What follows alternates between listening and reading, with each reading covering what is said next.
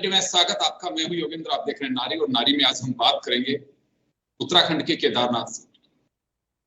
नारी में केदारनाथ सीट का जिक्र करना लाजमी इस वजह से होगा कि अब तक वहां 5 चुनाव हैं, जिसमें से 4 बार महिलाओं ने चुनाव फतेह किया है, किसी भी पार्टी की हो, लेकिन अपनी दमखम के साथ में वहां जीत दर्ज कराई। और बड़ा एक बिंदु और बताऊंगा आपको यहाँ पे कि वहां पे 90,000 से ज्यादा मतदाता हैं, जिसमें महिलाओं की संख्या ज्यादा है। पुरुषों की तुलना में महिलाओं की संख्या जो वोटर हैं उनकी ज्यादा है। तो एक कहूंगा कि नारी शक्ति का एक केंद्र बिंदु के रूप में अगर देखें तो इस बाई इलेक्शन में बीजेपी ने महिला प्रत्याशी उतारा है और कांग्रेस ने पूर्व विधायक है, दोनों ही विधायक पूर्व विधायक मनोज रावत साहब को उतारा है। तो हमारे साथ इस पूरे मुद्दे पर चर्चा करने के लिए मौजूद हैं भाजपा और कांग्रेस दोनों के प्रवक्ता। हमारे साथ इस वक्त कमलेश रमन जी भाजपा से हैं और डॉक्टर प्रतिमा सिंह जी हमारे साथ में कांग्रेस से हैं। मैं एक बात जानना चाहूंगा, बड़ी अच्छी बात है कि नारी सशक्तिकरण की बात आज भी है, पहले भी थी, आगे भी रहेगी, लेकिन एक सोच बदली है कि नारी आगे आनी चाहिए। बहुत अच्छी बात है और यहाँ के मतदाताओं ने भी इस पे मुहर लगाई है। तो मैं दोनों से पूछना चाहूंगा, कारण क्या रहा? महिला मतदाता ज्यादा होने की वजह जीत हासिल हुई है या प्रत्याशी चयन कारण रहा? क्या रहा, वजह क्या रही 5 में से 4 चुनाव महिलाओं का जीतना? रमन मैम, आपके पास आना चाहूंगा। देखिए, आप अच्छी तरीके से जानते होंगे जब उत्तराखंड बना तो हमारी मातृशक्ति ने इस उत्तराखंड को बनाने का काम किया और इस उत्तराखंड को बनाने में जो बलिदान दिया वो हमारी मातृशक्ति ने दिया। तो भारतीय जनता पार्टी हमेशा मातृशक्ति को आगे करके चलती है, हमेशा उनको बराबरी का दर्जा देने का काम करती है। किसी भी चुनाव में आप उठा के देख लीजिएगा, भारतीय जनता पार्टी ने हर चुनाव में महिलाओं को ज्यादा टिकट देने का काम किया। चाहे हमारे जो विधानसभा के चुनाव हो, तमाम सारी चीजें, लोकसभा के चुनाव में भी एक महिला प्रत्याशी को उतारने का काम बार बार भारतीय जनता पार्टी करती है।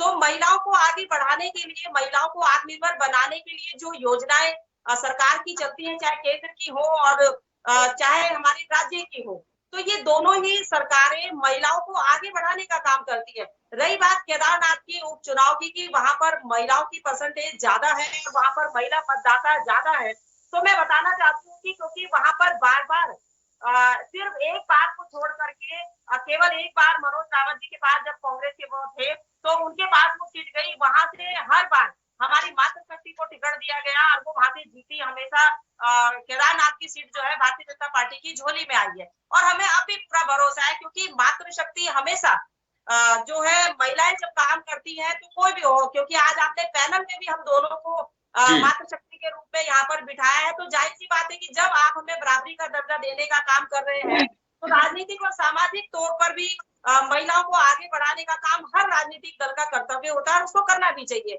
और यहाँ पर जीत, जहाँ रही बात हमारी चुनाव की जो उपचुनाव चल रहा है, इसमें हमारी जीत का क्या वो रहेगा, तो यहाँ पर मातृशक्ति बढ़ चढ़ करके आशा नोटियाल जी के साथ में खड़ी है। और जो हमने महिलाओं को आत्मनिर्भर बनाने के लिए जो योजनाएं चलाई, उसमें घर से लेकर के तमाम जो भी हमें कनेक्शन तक, आगे तक महिलाओं को लोन के माध्यम से, मुद्रा के माध्यम से, तमाम ऐसी योजनाएं जो हमने महिलाओं को आगे बढ़ाने का काम किया, तो उन सारी योजनाओं को देखते हुए हमारे कमलेश जी, ये तो आपका दावा। मेरा जो सवाल था मैं वो जानना चाह रहा था आपसे कि कारण क्या रहा कि महिला प्रत्याशी जीत करके आई 5 में से 4 चुनाव। मैं तो वो छोटा सा जानना चाहूंगा 30 सेकंड में आपसे। किसी भी पार्टी की जीती है, लेकिन कारण क्या रहा? क्या सवाल क्या थी, आपने दोबारा पूछिएगा प्लीज। 5 में से 4 चुनाव महिलाओं ने जीता है वहां पे, उसकी वजह क्या रही? बिल्कुल, देखिए वहां पर भोलेनाथ जी का आशीर्वाद है। भोलेनाथ जी हमेशा दोनों के बाबा भोलेनाथ का तो जी। और महिला शक्ति वहां पर, क्योंकि केदारनाथ में जो है महिलाओं को आगे करने का काम किया जाता है। वहां की जो प्रबुद्ध जनता है वो महिलाओं को आगे लाना चाहती है। महिला अगर प्रत्याशी होती है तो उनको ऐसा एहसास होता है कि हमारे साथ कोई शक्ति है जो हमारे बीच में रह करके काम करेगी, तो मुझे लगता है कि महिला और बहुत बेहतर काम कर सकती है अगर महिलाओं को मौका दिया जाए किसी भी क्षेत्र में, राजनीति की नहीं बल्कि सामाजिक क्षेत्र से लेकर तमाम और अन्य जो हमारे क्षेत्र है, कहीं पर भी अगर मौका महिलाओं को दिया जाए तो महिलाएं आगे काम कर सकती है। कमलेश, मैं वापस लौटूंगा आपके पास में, डॉक्टर प्रतिमा जी का रुख करना चाहूंगा। जी, मैं अभी तक 5 में से 4 चुनाव महिलाओं ने जीता है, बड़ी अच्छी बात है, और यही वजह रही कि आज हमने नारी में इस बिंदु को हमने चुना, इस सीट को चुना भी है। आपका क्या ओपिनियन है कि महिलाओं को वहां पे 4 बार प्रतिनिधित्व करने का अवसर मिला, क्या मानती है?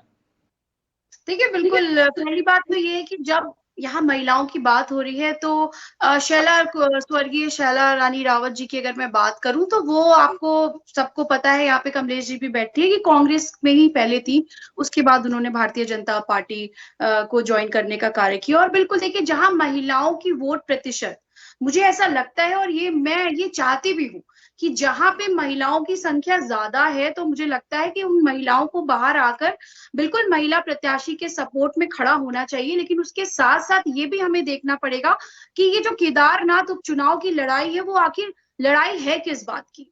ये जो लड़ाई है, ये केदारनाथ की जो है जी के स्वाभिमान की लड़ाई है, ये वहां के स्वाभिमान की लड़ाई है। क्योंकि जिस तरीके से भारतीय जनता पार्टी की मैं बात करूं, इन्होंने हमेशा 4 धाम यात्रा के स्वाभिमान को जो गिराने का कार्य किया, केदारनाथ जी की जो एक भव्य सम्मान है और ये जो श्रद्धा है, उसको उस पे किस तरीके से ठेस पहुंचाने का कार्य किया। आप सबको पता है कि एक तरफ धामी जी कहते हैं कि केदारनाथ जी का दूसरा केदारनाथ मंदिर नहीं बन सकता, दूसरी आप सबके संज्ञान में है कि किस तरीके से दूसरे मंदिरों का जो है शिलान्यास किया जा रहा है, कार्यक्रम पे कार्यक्रम जो ऑलरेडी फेसबुक पे पड़े हुए हैं। तो ये जो मुझे लगता है, ये ड्यूअल चेहरा, ये जो दोहरा चरित्र सरकार अपना रही है, ये लड़ाई उसकी है। तो यहाँ महिला और पुरुष देखने की बजाय ये देखना है कि केदारनाथ के सम्मान को कौन बचा रहा है, और उसको ही जनता, चाहे महिला हो या पुरुष हो, उसको जिताना चाहिए। सवाल है कि आखिर केदारनाथ का जो है 230 किलो सोना कहाँ चला गया, ये सवाल है आज, और ये केदारनाथ की जनता पूछ रही है। बद्रीनाथ की जनता ने जवाब दे दिया है, बद्रीनाथ की जनता ने जवाब दे दिया है, मुझे लगता है केदारनाथ की जनता भी जवाब देगी। बिल्कुल। चलिए प्रतिमा जी, मैं निवेदन करना चाहूंगा कि मैं आज इसको थोड़ा नारी के ऊपर ही फोकस रखना चाहता हूँ, क्योंकि एक दिन पहले मैंने केदारनाथ की चर्चा की, तमाम मुद्दे वही आए। मैं वापस लौटूंगा आप लोगों के पास में। हमारे साथ में हमारे सहयोगी उत्तराखंड के ब्यूरो चीफ श्रीनिवास पंत भी जुड़े हुए हैं, क्योंकि टेक्निकली वहां पे क्योंकि पहाड़ी क्षेत्र है, वो बिल्कुल वहीं पे अभी किसी गाँव के अंदर है जहां से इलेक्शन कवर कर रहे हैं। नेटवर्क की बड़ी प्रॉब्लम है, तो मैं उनको फोन लाइन पे जोड़ना चाहूंगा। श्रीनिवास, आप सुन पा रहे हैं मुझे? जी।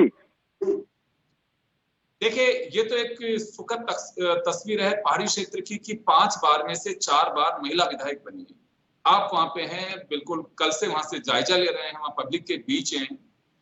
तो महिलाओं से जुड़ी कुछ प्रॉब्लम सामने आ रही है, या महिला प्रतिनिधित्व होने का उस क्षेत्र को कोई बेनिफिट मिला है, क्योंकि वोटर भी महिला ज्यादा है?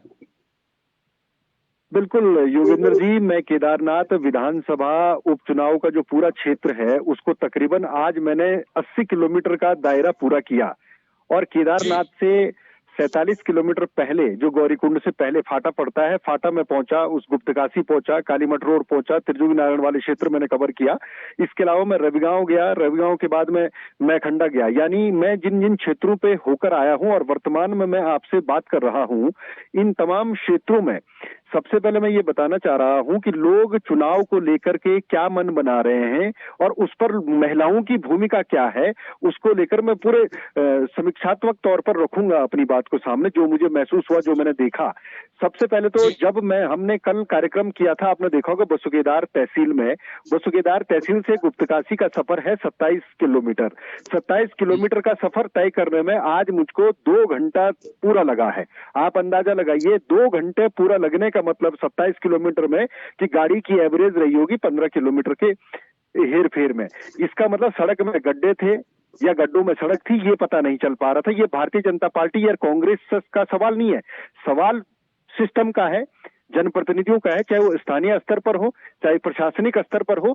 लोगों को 2 घंटा लगता है 25 से 27 किलोमीटर के सफर को पूरा करने में। ये वही महिलाएं हैं जो अस्पताल जाती हैं, जिनको अस्पताल ले जाया जाता है प्रसूता के वक्त में, वो रास्ते में दम तोड़ जाती है। 27 किलोमीटर का सफर अगर वो 2 घंटे में करेंगी और उसके बाद अस्पताल में डॉक्टर नहीं मिलेगा, श्रीनगर उनको रेफर कर दिया जाएगा, तो आप अंदाजा लगा सकते हैं। महिलाओं का आज हम कार्यक्रम चला रहे हैं, तो महिलाओं की सुध लेने के लिए यहाँ पर कांग्रेस और बीजेपी का सवाल नहीं है। देखिए, 4 बार इलेक्शन हुआ, 5 बार इलेक्शन हुआ और बीजेपी और कांग्रेस को मौका मिला। ये अलग बात है कि मौजूदा भारतीय जनता पार्टी अलग दावा कर रही है, कांग्रेस अलग दावा कर रही है। इसको सनातन वर्सेस केदारधाम से जोड़ करके इस पूरे मामले को रखा जा रहा है। लेकिन असल हकीकत योगेंद्र जी, अस्पतालों के उच्चीकरण की सबसे बड़ी समस्या, क्षेत्र में जो सड़क है जिनको स्टेट हाईवे घोषित किया गया है, उनमें इतने गड्ढे हैं, गड्ढों में सड़क है या सड़क में गड्ढे हैं, ये पता नहीं चल पा रहा है। प्रधानमंत्री ग्राम विकास जो सड़क योजना PMJSY चलाई जाती है, वो सड़क आधी कटी हुई है, आधा छोड़ दिया गया है, उन पर चकबंदी नहीं है, पुश्ते नहीं है।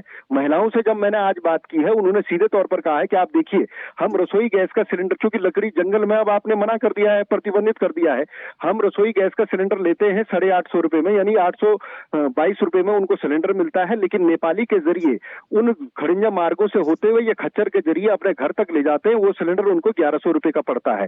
तो वो 1100 रुपए का सिलेंडर का जो भार है उनके किचन पर पड़ता है।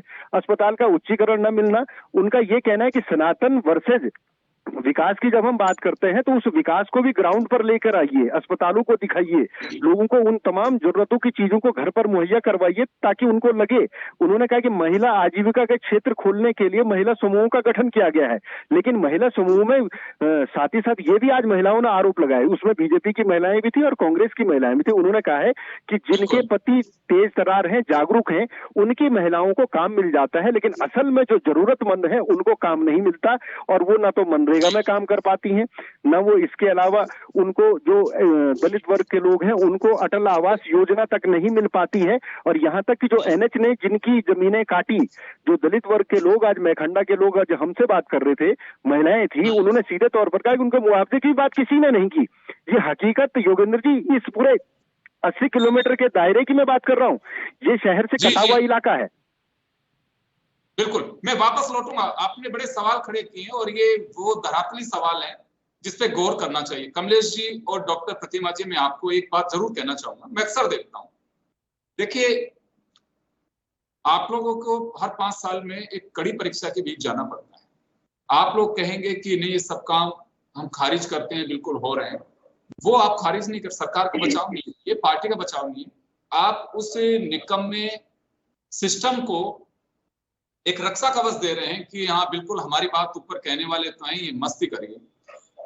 श्रीनिवास से जब हमारी कल बात हो रही थी एक दिन पहले, तो हमने पूरा प्लान सेट किया कि धरातल पे जाके चीजों को देखना है। कि बड़ी खुशी की बात है कि 5 बार में से 4 बार महिला विधायक बनकर के आई है, और ये वो प्रॉब्लम्स गिना रहे हैं जो वाकई सीधे महिलाओं को फेस करना पड़ता है।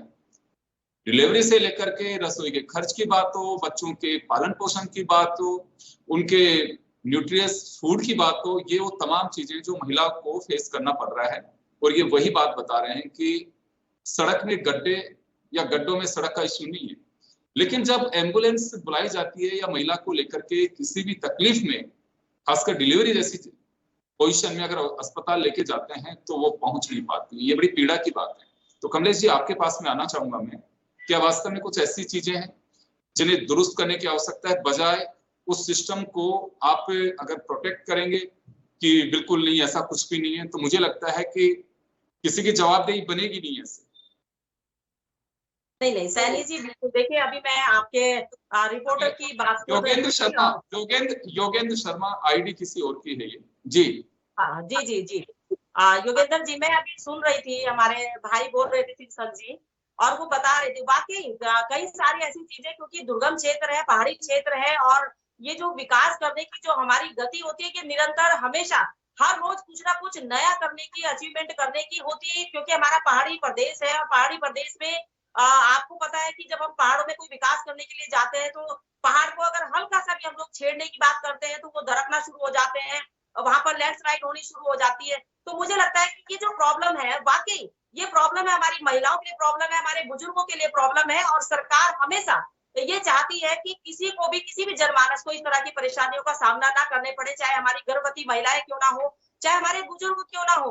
रही बात अभी, क्योंकि बरसात खत्म हुई थी और उसके बाद मुख्यमंत्री जी ने स्वयं सभी अधिकारियों को बुला करके कहा कि चाहे पहाड़ी क्षेत्रों की हमारी सड़कें हो और चाहे मैदानी तराई क्षेत्रों की हमारी सड़कें हो, सबको दुरुस्त करने का काम करें। तो मुझे लगता है क्योंकि चुनाव और आचार संहिता के बीच में शायद वहां पर रोडें नहीं बन पाई होगी, पर बहुत जल्दी वो सारी चीजें दुरुस्त होगी।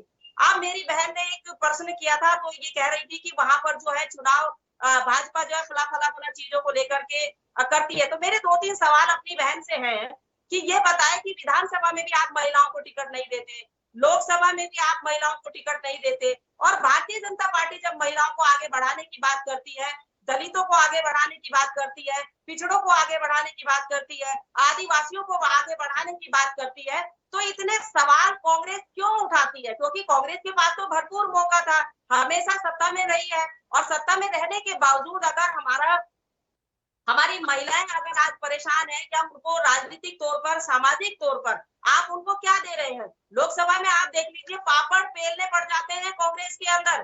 खुद हमारी ये बहन बैठी है, इनसे पूछ लीजिए कितना प्रतिनिधित्व इनको दिया जा रहा होगा कांग्रेस के अंदर। तो कहीं ना कहीं भारतीय जनता पार्टी महिलाओं को आगे बढ़ाने के लिए, आत्मनिर्भर बनाने के लिए समूह के माध्यम से हमारी बहनों को पहाड़ी क्षेत्रों में ही नहीं बल्कि तराई क्षेत्र में, कमलेश जी, आप बाबा केदारनाथ के सानिध्य में चर्चा कर रहे हैं, आप दुआ करिए कि अगली बार डॉक्टर साहब चुनाव लड़े और विधायक बन करके बैठे। मैं तो शुभकामनाएं दूंगी, पर बशर्त ये कि सद्बुद्धि तो आए कांग्रेस को। पर कांग्रेस आप दुआ करेंगे तो वो भी आ जाएगी।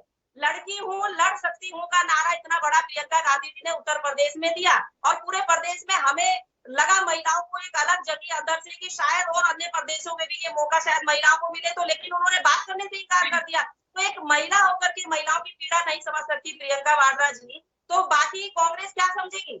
उनकी तो राष्ट्रीय अध्यक्षा भी जो है सोनिया गांधी जी रही, उसके बावजूद महिलाओं को कहीं मौका नहीं मिलता। और भारतीय जनता पार्टी हमेशा कोशिश करती है। कमलेश जी, आप उत्तर प्रदेश का जिक्र कर रही हैं, वो टिकट तो दिए उन्होंने, 40% महिलाओं का टिकट वहां रिजर्व किया कि 40% संगठन में है नहीं, लेकिन 40% देखिए जीत हार एक अलग बात है, लेकिन टिकट उन्होंने दिए वहां पे। मैं वापस आऊंगा आपके पास। देखिए, क्योंकि संगठन जब टिकट देता है तो वो महिलाओं है या युवा है, उनकी तैयारियां भी तो दुरुस्त करने का काम करता है।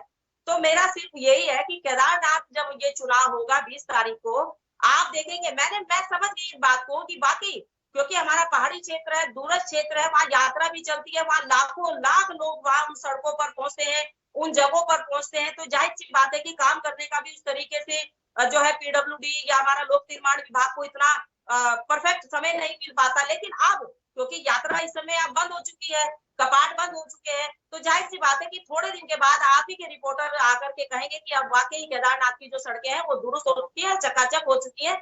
तो बहुत जल्दी आपको दिखाई देगा। 20 तारीख को जब ये वोटिंग होगी केदारनाथ में, क्योंकि महिला है और आज महिला पे आपने ये टॉपिक छेड़ा है, उत्तराखंड महिलाओं ने बनाया, तो जाहिर सी बात है हम तो चाहेंगे, हमारे पैनल में बैठी हमारी प्रतिमा जी को भी चाहेंगे कि वो भी कहीं ना कहीं से अगर सद्बुद्धि आए कांग्रेस को, तो वो इनको कहीं ना कहीं आगे अरेस्ट करे। हमें तो करा नहीं, हमें तो उन्होंने इतना मजबूर किया, हमने कहा जाओ यहाँ से निकलो। मैं एक रिक्वेस्ट करूंगा, आप दोनों से कॉमन सीट मत रखिएगा, और क्योंकि बाबा केदारनाथ की चर्चा है यहाँ पे, दोनों एक दूसरे के लिए दुआ जरूर करिए, क्योंकि एक क्लैश होगा कि आप भी एक ही सीट से लड़ेंगे, फिर किसी एक को। मैं तो चाहूंगा कि आप दोनों पहुंचे अगली बार जब हम चर्चा कर रहे हो, तो श्रीनिवास जी से मैं कहूंगा कि आप दोनों को जरूर बैठा है, मेरे को बड़ी खुशी होगी। चलिए, मैं प्रतिमा जी आपके पास में आना चाहूंगा। कुछ सवाल खड़े किए, लेकिन कुछ सवालों के साथ साथ हमारे बुनियादी सवाल जरूर रहे। आपके भी गवर्नमेंट रही है और इनकी भी गवर्नमेंट रही है, अभी है प्रेजेंट गवर्नमेंट है, और डबल इंजन की सरकार दोनों की रही है। उत्तराखंड के सानिध्य में जब रही तो आपकी भी गवर्नमेंट रही, यूनियन गवर्नमेंट भी आपकी रही। लेकिन ऐसा क्या है कि बहुत सारी चीजें, चलिए सड़कें टूट सकते हैं, अब अलग तरह का एक वहाँ के नेचुरल जो स्थिति है, लैंडस्लाइडिंग होती है, पानी गिरता है, वो एक अलग है। लेकिन हॉस्पिटल्स, स्थायी व्यवस्था है, बच्चों की व्यवस्था, आंगनबाड़ी, क्योंकि आज तमाम जो चीजें हैं, श्रीनिवास हमारे सहयोगी वहां घूम घूम करके एक एक जगह का जायजा ले रहे हैं कि 5 से 4 बार महिला विधायक बनी है, तो महिलाओं की बुनियादी स्थिति का तो जायजा लिया जाए। ये कभी किसी को तकलीफ होती है इस बात की? देखिए, मैंने आपसे अपने शुरुआती वक्तव्य में एक बात कही थी कि यहाँ बात महिलाओं की नहीं है कि महिला प्रत्याशी जीती है, बात नियत की है कि किस पार्टी से जीती है। यहाँ पे काम करने की नीयत पे सवाल है। देखिए, केदारनाथ यात्रा हो चुकी, अब आप ये बोल रहे हैं कि वहां पे क्योंकि जो है मॉडल कोड ऑफ कंडक्ट लग गया, इसलिए सड़कों को बनाने में जो है दिक्कत आ रही है। केदारनाथ यात्रा को कितना हाइप दिखाया आपने कि हमने सारी व्यवस्था जो है चुस्त और दुरुस्त कर दी है। उसमें भी आपने देखा कई बार हाईवे जो है किस तरीके से सड़कें टूटी है और 2-2, 3-3 दिन के लिए जो है यात्रा को स्थगित करने का कार्य किया गया।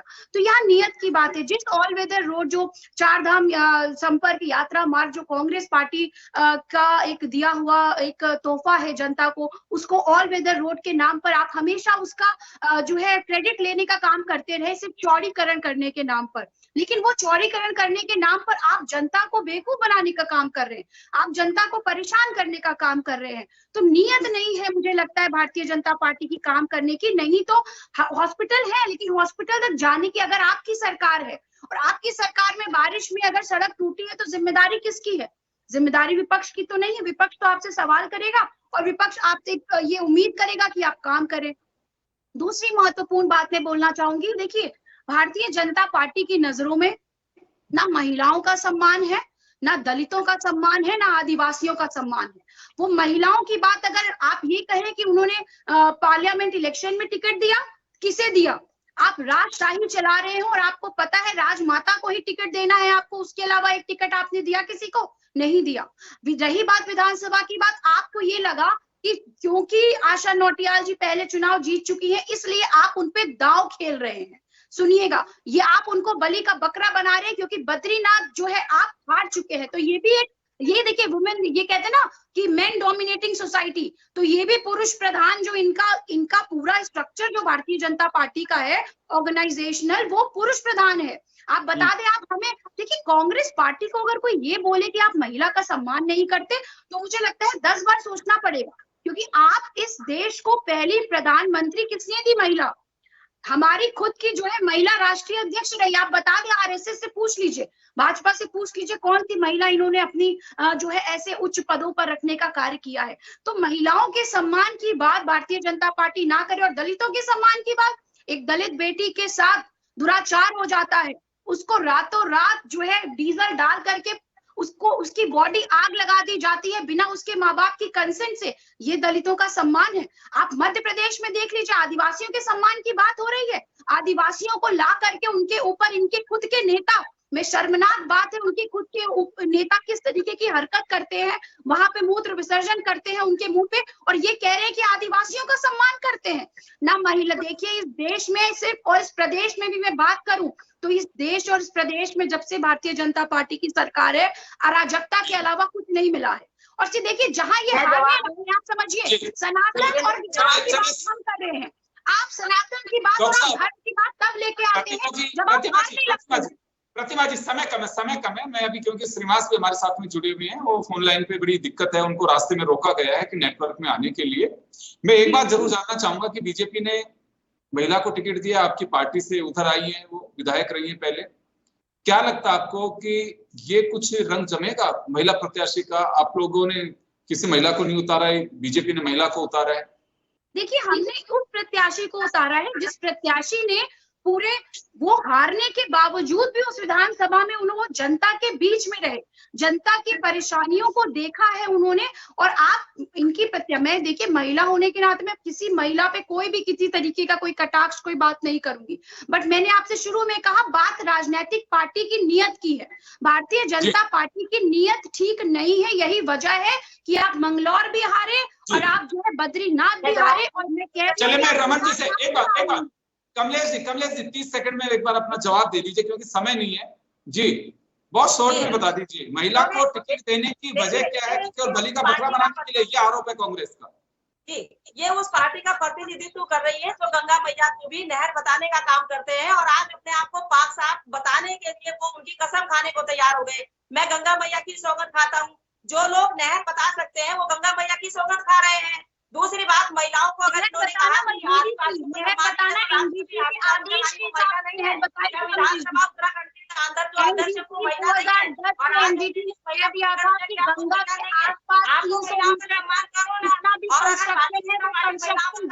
चलिए मैं माफी चाहूंगा, रोकना चाहूंगा दोनों को रोकना चाहूंगा। एक को मिनट, यह बढ़ेगा, इन्हीं का काम है।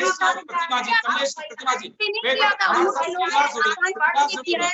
और इसीलिए कांग्रेस जी जी, कमलेश जी आप बने रहिए लाइन पे। मैं एक बार श्रीनिवास हमारे साथ में जुड़े हैं, उनके पास में जाना चाहूंगा।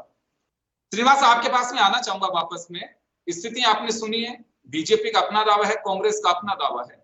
महिला मतदाताओं पे महिला प्रत्याशी का कुछ असर होगा या पार्टी की नीतियां चलेंगी वहां पे? पार्टी और कांग्रेस के जी, दोनों श्रीनिवास सुन पा रहे हैं मुझे? बखूबी उत्तराखंड को समझते हैं और बड़ी बारीकी से दोनों प्रवक्ता अपनी बात को रखते हैं। लेकिन उत्तराखंड के केदारनाथ विधानसभा क्षेत्र की जो परिस्थितियां हैं वो भौगोलिक तौर पर अलग हैं। यहाँ पर महिलाओं को घरों से बाहर निकालना, आपने देखा होगा तकरीबन 90,000 वोटर यहाँ पर हैं और 45,000 से ज्यादा की तादाद आधी आबादी की है, यानी महिलाओं की है, जिसमें से दिव्यांग की 1092 की आबादी है। यानी कुल मिलाकर के अगर आप इसको हर प्रकार के समीकरण में देखेंगे तो महिलाओं को जिस तरीके की सौगात अगर आप देंगे पार्टी स्तर की, अगर मैं बात करूं तो जाहिर सी बात है महिलाएं उसी मुद्दे पर वोट करेंगी। अगर आप रसोई गैस सिलेंडर को लोगों की सड़कों से ठीक करते हुए घर तक उसी दाम पर पहुंचाएंगे तो वो वोट करेंगे, महंगाई को कंट्रोल में करेंगे तो वोट करेंगे। इसके अलावा अगर महिलाओं को आपने किसान निधि या किसान सम्मान पेंशन को देने का काम किया है, क्योंकि महिलाओं में आदतर उत्तराखंड के सुदूर पर्वतीय क्षेत्रों में जो रजिस्ट्री है, दाखिल खारिजें हैं वो महिलाओं के नाम पर हैं, उनको उसका लाभ मिलेगा, किसान सम्मान निधि भी मिलती है और उसका लाभ मिलता है। तो जाहिर सी बात है ये उत्तराखंड की महिलाएं तय करेंगी कि वो किस रूप में मनोज रावत को वोट करें या आशा नौटियाल को वोट करें या बाकी जो प्रत्याशी मैदान में है उनको वोट करें। लेकिन ये जरूर है कि केदारनाथ की महिलाएं ये जरूर चाहती है कि सिर्फ लोक लुभावन वादे करने से नहीं होगा, जो भी ग्राउंड पर अगर कोई चीज कह रहा है तो वो ग्राउंड पर दिखना चाहिए। अगर किसी चीज की घोषणा हो रही है तो महिलाओं की सबसे बड़ी मांग है कि हमारे क्षेत्र में अस्पतालों का उच्चीकरण होना चाहिए और श्रीनगर की जो डिपेंडेंसी है वो खत्म हो जानी चाहिए। केदारनाथ विधानसभा पूरे रुद्रप्रयाग जिले का सीमांत क्षेत्र पड़ता है, वहां से तकरीबन 60-65 किलोमीटर दूर अगर किसी प्रसूता को लाया जाए, देखिए ये सबसे बड़ा सवाल है कि जच्चा बच्चा की जान बचाने के लिए लोगों को डंडी कंडी का सहारा लेना पड़ता है। योगेंद्र जी ये हकीकत है, सड़क टूट जाती है तो वैकल्पिक मार्ग नहीं है, आपको पैदल चलना पड़ता है। चंद्रापुरी पहुंचते हैं कौशलपुर से, गुप्तकाशी से पहुंचते हैं ऊखीमठ वाली बेल्ट से बांसवाड़ा। आप अंदाजा लगाइए जिस रास्ते पर खच्चर नहीं जा सकता, चार पैरों वाले जानवर नहीं जा सकते, वहां दुपहिया यानी आदमियों को कंडी के सहारे प्रसूता को अस्पताल तक ले जाने के लिए जाना पड़ता है। गाड़ी बुक करके तब एम्बुलेंस का इंतजार करते हैं, उसके बाद श्रीनगर रेफर करते हैं और श्रीनगर में जाके जब डॉक्टर नहीं मिलता, सोचे उस परिवार पर क्या गुजरती होगी। उसके बाद उसको एम्स रेफर कर दिया जाता है और मौत हो जाती है। ये यहाँ की हकीकत है। इसको बीजेपी और कांग्रेस दोनों को इस बात से समझना पड़ेगा कि राजनीति से ऊपर उठ करके पहले यहाँ पर अस्पतालों का उच्चीकरण, उचित डॉक्टरों को पहाड़ चढ़ाना पड़ेगा ताकि लोगों को वाकई में सहूलियत मिले। मैं कहता हूँ कि सारी सहूलियत ना मिले मगर एक सहूलियत उनको पूरी तो हो। जी चले श्रीनिवास, बिल्कुल आप सभी का बहुत बहुत शुक्रिया, क्योंकि केदारनाथ सीट पे चर्चा करना लाजमी था और बिल्कुल ग्राउंड रियलिटी जानने के लिए ग्राउंड जीरो पे श्रीनिवास वहां पे मौजूद है और हमारे साथ डॉक्टर प्रतिमा जी और कमलेश रमन जी जुड़ी। आप सभी का भी बहुत बहुत शुक्रिया। चलते चलते हम जरूर कहेंगे कि वोट जरूर 20 तारीख को आप डालने के लिए निकले, ये लोकतंत्र की मजबूती के लिए बहुत जरूरी है। आप सभी का आभार और नारी में इतना ही, दीजिए इजाजत।